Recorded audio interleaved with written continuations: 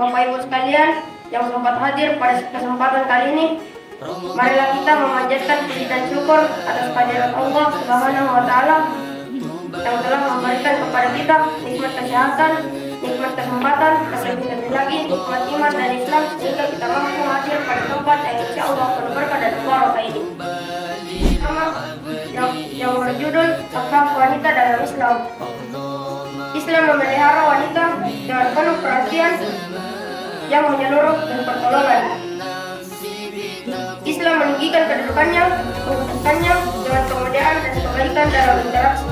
Sebagai anak perempuan, sebagai seorang istri, saudari, dan sebagai seorang ibu. Islam adalah agama pertama yang pertama kali menetapkan bahwa wanita dan laki-laki diciptakan dari asal yang satu. Wa idzal maw'udatu su'ilat bi ayyi dzambin qutilat, yang berarti dan apabila bayi-bayi perempuan yang dikubur hidup-hidup ditanya karena dosa apa mereka dibunuh. Lihatlah jemaah sekalian, betapa kejam keadaan dunia pada masa itu, dan Islam datang untuk mengubah keadaan dunia. Perintah dalam Islam tak sebatas memelihara hak wanita dalam kehidupan saja, tapi Islam menganjurkan untuk berbuat baik kepada mereka yang masih kecil.